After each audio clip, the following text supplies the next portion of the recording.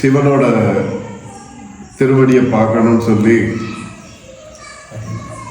அவங்களால முடியல. அது ஏன்னா இறைவன் ஜோதிமயமா இருக்கு, இதனால அடியும் முடியும் அவங்களால பார்க்க முடியல அப்படிங்கிறது தான் எனக்கு தெரிஞ்ச அளவுக்கு இதுதான் புராணத்தை சொல்லக்கூடிய வார்த்தை. நம்ம என்ன சொல்றோம், சரி அடிமுடினா என்ன, அது அடிமுடினா என்ன? நம்ம நினைப்போம் அடி என்பது சிவனுடைய பாதம், முடி என்பது சிவனுடைய உச்சந்தம் அடிப்போம். அது அப்படி கிடையாது. அடி என்பது பிறப்பின் ரகசியம், முடிவு என்பது இறப்பின் ரகசியம். அதான் அடிமுடி. அப்போ இறப்புக்கும் பிறப்புக்கும் நடுவில் நம்ம வாழ்கிறோம். அப்போ இறப்பு என்பது எப்படி வந்துச்சு, பிறப்பு எப்படி வந்துச்சு? அப்போ பிறப்பு எப்படி, இறப்பு எப்படி? அந்த பிறப்பு எப்படியோ அதுதான் சிவனுடைய அடியை பார்க்கறது. இறப்பு எப்படியோ அதுதான் சிவனுடைய அந்தத்தப்போ தான். அதனால அடிமுடி, ஆதி அந்தம். ஆதி என்ற பிறப்பு, அந்தம் என்பது முடிவு. அப்போ இதுக்கு பார்க்கறதுக்கு என்ன செய்யணும்? அப்போ அந்த நிலையெல்லாம் நமக்குள்ள தான் இருக்குது. அந்த நிலையை பார்க்கறதுக்கு என்ன செய்யணுங்கிறதுக்காக ஒருத்தர் வகுத்து வச்சாங்க. அந்த வகுத்ததில் என்ன வகுத்தாங்க அப்படின்னா, விஷ்ணு என்பது என்ன வகுக்கிறாரு? வராக ரூபம். வராகம் என்பது பன்றி. பன்றி. ஏன் பன்றி விரதம் இருக்காங்க? இவன் சொல்ல கிருஷ்ணர்லாம் பன்றி விரதம் மாட்டாரா அப்படிங்கிற பன்றி விரதத்தை அது துண்டாங்கன்னு சொல்லி நம்ம மதத்துக்காங்க வேறு மாதிரி பேசுவாங்க.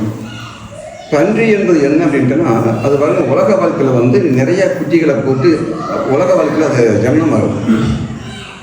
இப்போ மனிதனாக பிறந்து இல்லற வாழ்க்கையில் இருந்து குழந்தையை பெற்று நீதியோட நேர்மையோடு இருந்து அந்த சிவனை பார்க்கலாம் அப்படிங்கிறதுக்காக வயதுக்கு அந்த ஒழுக்கமாக, அதாவது தாய் தந்தைக்கு கட்டுப்பட்டு அப்புறம் ஒரு பெண்ணை திருமணம் செஞ்சு அந்த திருமணத்தோட இல்லற வாழ்க்கை நல்லா நடத்தி குழந்தையை பெற்று எல்லாம் செஞ்சு முடிச்சுட்டு கடைசியில் தவத்தை கடைப்பிடிக்கணும். அது நீதியோட போகணும் அப்படிம்பாங்க. அந்த நீதி என்பது யாருக்கு எந்த விதமான துரோகம் பண்ணாமல், மனைவிக்கு துரோகம் பண்ணாமல், தாய் தகப்பனுக்கு துரோகம் பண்ணாமல் அப்படி நேர்மையோடு இருந்துச்சுன்னா இறைவனை பார்த்தலாங்கிற ஒரு ஐதீகம். அப்படி இருந்து பார்க்குறாரு விஷ்ணு. உலகாளுக்கு நேர்மையிலிருந்து பார்க்குறாரு.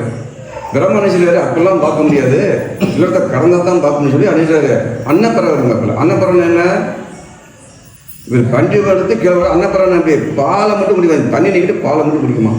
தண்ணி என்பது பந்த வாழ்க்கை, தண்ணினா பந்தம். அந்த பந்தத்தை நீக்கிட்டு அப்போ தவத்துக்கு எல்லாமே குறவான தான் சொல்லி அதுலேருந்து அவர் போகிறாரு. அது 2 பேராலையும் பார்க்க முடியல, 2 பேராலையும் பார்க்க முடியல. அப்போ 2 பேருமே தவிச்சுட்டு என்னடா உண்மை நினைச்சு தவிச்சுட்டு இருக்கும்போது நடுமயத்தில் தோன்றுச்சு ஒரு ஜோதி. அந்த ஜோதி எங்கே நினைச்சுன்னு தெரியல. அதான் எங்கே நினைச்சு அது தெரியல, அதோடைய முடிவும் தெரியல. அதான் அப்போ அதையும் அடிய முடியும் பார்க்க முடியுங்க. அதான் அர்த்தம்.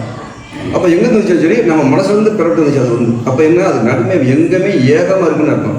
அதை பார்க்கறதுக்கு என்ன செய்யணும்னா, அவன் நிலையில் அவன் சரியாக இருந்தால் போதும். அதுக்குன்னு ஒரு தத்துவத்தை இங்கே கடைப்பிடிக்க வேண்டாம். அதுக்கு பிராமணன் எனக்கு அவசியம் கிடையாது, வேதம் எனக்கு அவசியம் கிடையாது. நான் ஒரு வேறு நடத்தினா வேறு தொழிலை செஞ்சுக்கோ, அந்த தொழிலில் அதில் நேர்மையை பார்த்துக்கோ. இப்படி ஒவ்வொரு தொழிலையும் நேர்மை என்பது அதுக்கு பேர் தான் இந்த தவ வழக்கம். அதுதான் ஈஸ்வரர் சொன்னார். இதுக்காக எங்கேயும் ஓட வேண்டாம், போக வேண்டாம், மொட்டை அடிக்கணும், முடிய வளர்க்கணும், கழுத்தில் கொட்டை ஓடணும், அதெல்லாம் எதுவுமே தேவையில்லை. உன் வழியில் என்ன செய்து அதை செஞ்சுக்கோ, அதில் நீதியை கடைப்பிடிச்சிக்கோ. இருந்தால் இறைவனை நீங்கள் பார்க்கலாம். அப்போ தான் இறைவனே காட்சி கொடுக்குற காரணம் கிடையாது. இதுக்கு பேர் தான் ஆதி அந்தம் பார்க்கறது இல்லையா? அப்போ ஆதி அந்தம் எப்படி, எல்லாமே ஆதி அந்தம் கிடையாது. யாருக்கு ஆதி அந்தம் கிடையாது. அப்போ என்னென்னா அது ஒரு பிரபஞ்சம் எப்படி தோன்றுது எப்படி அடையுதுன்னு அதுக்கு தெரியாது. அதுபோல் இன்னைக்கு உலகம் சிருஷ்டியாது, நாளைக்கு ஒரு நாளைக்கு என்ன செய்ய போகுது, ஒரு நாளைக்கு உலகம் பிரபஞ்சம் அப்படி இதாயிரும், பலபடியும் தோன்றும். அது எங்கே விடுது, அதான் இறப்பும் பிறப்பும். இப்போ நாம் என்ன செய்யணும், தவத்தில் அந்த இறப்பு எப்படி பிறப்பு எப்படின்னு பார்க்கணும். அப்போ பிறப்பு நான் எப்படி பிறந்துங்கிறது பார்க்கும்போது பிரபஞ்சத்துலேருந்து அந்த சக்தி வருது எனக்கு தெரியும். அப்போ தான் நினைச்சோம் எங்கள் அப்பா யாருன்னாட்டா பரம்பரை தான் எங்கள் அப்பா. என்ன சாதி, நாம் பரசாதி. என்ன சாதி, பரசாதி. என்னது, பிரபஞ்சத்தோட சாதி. அதான் பரசாதி அறிவாங்க. அதாவது அந்த காலத்தில் பறையனே சிவந்தா அறிவாங்கன்னா பரம்பரை வந்ததுனால அவங்க கொடுத்த வார்த்தை. அது தெரியாமல் சிலர் சாதி பேசிட்டு இருக்காங்க இல்லையா? அப்போ குணம், எனக்கு குணம் இல்லை. என்ன குணம் இல்லை, என் குணத்தான் அடிப்பாங்க. இருந்தால் 8 குணம் இருக்கு, இருந்தால் 8 குணம், இல்லாட்டினா எந்த குணமும் இல்லை. அதான் சொல்லுவாங்க இல்லையா, கோலில் பொரியும், கோலில் பொயில் குணம் இல்லவே என் குணத்தான் காரணத்துன்னு சொல்ல முடியல. அப்போ கோல் என்னது கிரகம், பொறி என்பது அங்கே நம்ம புலனுடைய பொறிகள். இதுக்கு உண்மைக்கே குணம் இல்லை. குணம் என்னென்ன, காதுக்கு கேட்குற சக்தி கிடையாது, கண்ணுக்கு பார்க்குற சக்தி கிடையாது, நாக்குக்கு சுவைக்கிற சக்தி கிடையாது, இந்த உடம்புக்கு உணர சக்தியும் கிடையாது. இதெல்லாம் கோல், இதெல்லாம் பொறி. அப்போ எப்போ இருந்துச்சு, மனம் ஒன்று இல்லைன்னா எல்லாமே இல்லாமல் இருக்கும் இல்லையா?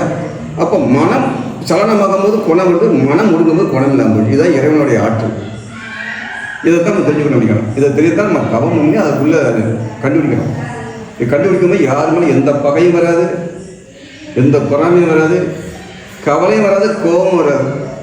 ஆனந்தம் எல்லாரையும் பார்த்தாலும் ஆனந்தமாக இருக்கலாம். இதுக்கு பிறகு தவ வாழ்க்கை என்பது வேறு ஒன்றுமே கிடையாது. இப்படி பண்ணும்போது எனக்கு எல்லாமே எல்லா சனமும் வசியமாகாங்க. எல்லா சனமும் வசியமாகாங்க. ஆடு மாடு மிருகம் பறவை எல்லாமே வசியமாகும். நம்ம நினைச்சிடும் என் பிள்ளை சொன்னடி வைக்க மாட்டேங்குது, என் பொண்டாட்டி சொன்னடி வைக்க மாட்டேங்கா, என் பிள்ளை சொன்னடி வைக்க மாட்டேங்கான் இல்லையா, என் தம்பி இருக்கு நீ சொல்லல அது கேட்கல, அவ்வளோதான். நீ நல்லா அவங்க கேட்கல, நீ நல்லா இருந்தால் அது கேட்கும். அதான் சொன்னாப்புல மனமென்னு மாடங்க தாண்டவ பண்ணி மாடெல்லாம் தாண்டடம் தாண்டவன். மனம் என்னும் இந்த மனமுக்குரிய மனசை அடங்கிச்சுன்னா எல்லா மாடும் அடங்கிடும் அப்படிங்க. நம்ம மாதிரி உன்னுடைய மனசை அடக்கிப்பாரு, உன்னுடைய மாட்டை நிப்பாட்டிப்பாரு, மற்ற மாடெல்லாம் சரியாக கேட்கும். அந்த அந்த அந்த அந்த தான் திருக்கார்த்திகை. கார்த்திகை என்பது திருக்கார்த்திகை. இது எப்படி கொண்டாடுவாங்க? கதை எப்படி கொண்டாடுறாங்க? தீபம் சொக்கப்பம் ஏற்றுவாங்க. அங்கே தீபம் மேலே ஏற்றுவாங்க, இங்கே கீழே சாதனை சொக்கப்பன் ஏற்றுவாங்க. இப்போ சொக்கப்பனா என்ன? சொக்கப்பனா பேர் சொக்கம்னா தங்கம், அப்பன்னா சிவன் இல்லையா. அந்த சொக்கப்பனை கொளுத்தும் போது அப்படி சிங்கி சிங்கியாக பறந்து போகும். அப்போ விஷ்ணுவும் பிரம்மாவும் தகச்சு போய் நிற்கும் போது அவங்களுக்கு முன்னாடி அப்படி சிங்கி சிங்கியாக தான் போச்சு வெளியே ஒரு 2 நாள் தீப்பலம் நிறையா இருந்துச்சு. அதுலேருந்து வெடிச்சு செதறிச்சு. அப்படி தான் சிவனை பார்க்க முடியாது இல்லையா. இப்போ சிவன் லிங்கமாகவோ காலமாக மேலே உட்காந்தோ ஈடு உட்காந்து அப்படிலாம் பார்க்க முடியல, அவங்க யாராலும் பார்க்க முடியல. அதுக்கு தான் நிச்சயம் நம்ம சொக்கப்பம் வந்து கையில் அடிச்சுட்டு சொக்கப்பாங்க அந்த அப்படி தான் கடவுளாக பார்க்க முடியுமா. அப்படி தவம் பண்ணும்போது உனக்கு அந்த காட்சி அப்படியே ஒரு தீப்பலம்பு தோன்றும், அதுலேருந்து சிங்கி சிங்கியாக போகும். அதை பார்த்து வணங்கிட்டு உனக்கு கேட்டுக்கோ, எல்லாம் கிடைக்கும். இது பதில் தவறையில் அது கிடைக்கிறது தான். நீ அப்போ நான் சிவனை பார்த்தியா, நான் சிவனை பார்க்குறேன், எப்போ பார்ப்பேன் அந்த நிலை என்னைக்கு உனக்குள்ள ஜோதி தெரியலையோ அந்த ஜோதிலேருந்து அப்படியே தீப்பலம்பு பிளம்புதோ அன்றைக்கி தான் ஜோதியை பார்க்க. அப்படி தான் விஷ்ணு பிரம்மாவும் பார்த்தாங்க, எல்லா கடவுளும் அப்படி தான் பார்த்தாங்க. அதுதான் சொக்காப்பம். அதை தான் அடித்து பார்க்கணும், வெளியே பார்க்கணும், உள்ளுக்குள்ளே பார்க்க வெளியே பார்க்கணும். இதுதான் திருக்கார்த்திகை, வேறு ஒன்றுமே கிடையாது. இந்த அப்போ யாருக்கு தெரியாது? தவமுன்னு தெரியும். தவம்னா தான் அவன் நூலை படிச்சுட்டு அவன் தான் வாய்ப்பு வந்தாலும் சொல்ல வேண்டியதான். நூலை படித்து சொல்லிடுறாங்க. என்ன நூல் எதுக்கு அது சொல்லிடுறாங்க, அவ்வளோதான் வித்தியாசம். அதுக்கெல்லாம் போக மாட்டாங்களே. அப்போ தவம்னா தெரியும், சொர்க்கம்னா தங்கம், அப்பன் என்பது கடவுள் தந்தை. அப்போ தங்க நேரத்தில் அவன் வெளியே பார்க்குறான். இதுதான் ஒளிப்பிழம்பு. அதுதான் திருவண்ணாமலை. அந்த பிளவோட இன்னொரு பேர் என்ன வருது? திருவண்ணாமலைக்கு பேர் அருணகிரி. அருணகிரி. கிரினா மலை, அருண் என்பது சூரிய உதயம். அப்போ தீப்பழம்பாக இருந்துச்சு, அதான் அருணகிரின்னு. அது திரு அண்ணாமலை ஆகிட்டோம். இப்போ திரு அண்ணாமலை பேர் இருந்துச்சு. நமக்குள்ளே பார்க்குறது அண்ணாமலை தான். உண்ணாக்கு மேலே அண்ணாமலையை பார்க்கணும். இப்போ தவம் பண்ணி தன்னுடைய சுவாசத்தை காற்றை கொண்டு போய் மேலே கொண்டு போகும்போது அண்ணாக்கு மேலே போகும்போது அதுக்கு மேலே உண்ணாக்கு இருக்கு இல்லையா, அண்ணாக்கு மேலே உண்ணாக்கு இருக்கணும். அப்போ அங்கே போய் தவம் பண்ணும்போது அங்கேருந்து அப்படியே அமுதம் எங்களுக்கு இறங்கும். அமுதம் இறங்கி உடலெல்லாம் வரும்போது சகலத்திலையும் திருப்பக்கூடியது தான். அதான் உண்ணாமலை அம்மன். அண்ணாமலை உண்ணாமலை. அப்போ எங்கேயுமே 2 சக்தி இருக்கும், ஆண் பெண் இல்லாமல் எதுவுமே இருக்காது. அப்போ அண்ணாமலை கும்பிடும்போது அம்பாள் உண்ணாமலை அம்மன். அப்போ உண்ணாமலையே வரப்படி சுரக்கக்கூடிய அமுதம் தான் அந்த உண்ணாமலை அம்மன். அப்போ பிறவி பிணி தீர்க்கூடியது இந்த சக்தி தான். அதுக்கு தான் இதை நினைச்சிடும் திருக்கார்த்திகை இன்னைக்கு மலையை சுத்தணுங்க, மலை கிரிவலம் சுத்தணுங்க. எந்த மலையை? இந்த மலையை சுற்றணும்.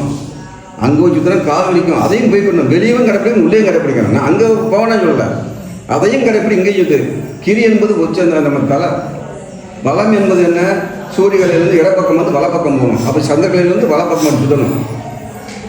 எல்லாரும் இப்படி தான் சுற்றிட்டு இருக்காங்க. வளம்னா தெரியல, எல்லாம் இப்படி தான் சுற்றுவாங்க. எல்லாரும் இப்படி தான். நம்மளும் போய் அப்படி ஏன்னா நம்மளும் தெரியாது, நம்மளுக்கு கிரிக்கெட் அதுதான் நாமும் ஆள் உடச்சி சுற்றிருக்கோம்.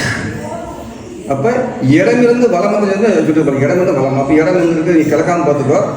இடம் எங்கிட்டு இருக்கு? இங்கிட்டு இருக்கு. இப்படி சுற்றி வந்தால் தான் திருப்பி அங்கே வர முடியும்.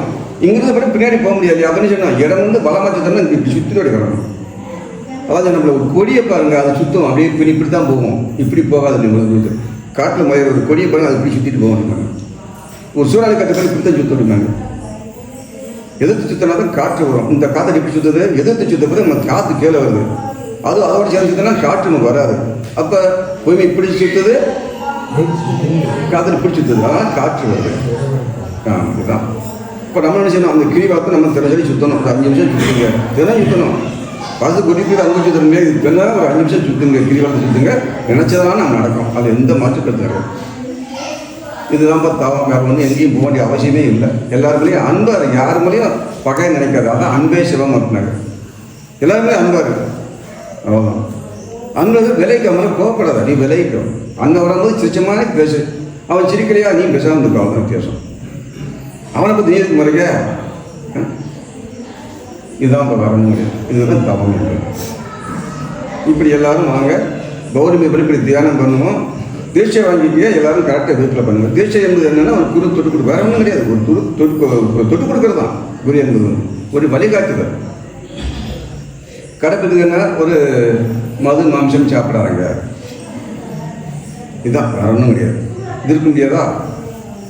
டெய்லி 5 நிமிஷம் தவத்தை வரும், 20 நிமிஷம் குறைஞ்சி 20 நிமிஷம் கூடுனா அதை அவங்க சேர்த்து பண்ணிடலாம். எதுவுமே நமக்கு நினைச்சதான் நடக்கும். அது எந்த மாற்றுக்கு நினைச்சதான் அத்தனையுமே நடக்கும். எந்த மாற்றுக்கிறது கிடையாது. நம்ம செய்ய வேண்டியது ஒரு 10 நிமிஷம் உட்காரணும். நம்ம மனசுட்டு கேளுங்க, வேற எங்கேயும் கேட்க வேண்டாம். வேற எங்கேயுமே கேட்டு போக வேண்டிய அவசியமே இல்லை. மற்ற இடம்லாம் நாம் நமக்காக உருவாக்கக்கூடியதான். இந்த இடம் இப்படி இல்லை அப்படின்ட்டுனா இத்தனை இருந்து உட்கார முடியாது, வீடாக உட்கார முடியுமா? அப்போ அதுக்குள்ள ஒரு கோயில், அதுக்கு ஒரு ஆசிரமம், அதுக்கு ஒரு இதை வச்சா தான் நம்ம சடங்கு வருவாங்க. இதை அவங்க வந்து பிரிச்சு வச்சுருக்காங்க, ஒவ்வொன்றும் பிரிச்சு வச்சுருக்காப்புல. எங்கே தான் சரி, நல்லா தான் அதை கடைப்பிடிங்க. ஆனால் எதையும் புறக்கணிக்க வேண்டாம், எதையும் புறக்கணிக்க வேண்டாம். இடத்துக்கு நீங்கள் போங்க, இப்போதான் நமக்கு 4 விவரம் தெரியும். இல்லை எங்கள் கொண்டாட சொன்னாலும் சரி, நாங்கள் அப்படித்தான் பண்ணோம், அதெல்லாம் சும்மா மற்றெல்லாம் போய் சொல்லவே சொல்லாதங்க. எல்லா இடத்துக்கும் போய் பாருங்கள், அப்போ தான் நல்லது தெரியும், நமக்கு தெரியும். ஏன்னா அங்கே ஒன்று நமக்கு தெரியாத ஒரு தத்துவம் கிடைக்கும். பகுத்து பார்க்க போகும்போது ஆஹா இது சரிதானு நினைக்கணும் இருக்கும். அதாவது எல்லாமே நாம் தான் மட்டும் எடுத்து யாருமே வேண்டாம். இன்னும் நான் இன்னும் போயிருக்காரு, மையத்தில் தான் போயிருக்கணும். இதுதான் தவம் அப்படிங்கிறது அர்த்தம். அடிக்கிறது வாங்க, எல்லா காரையும் நல்லா நடக்கும்.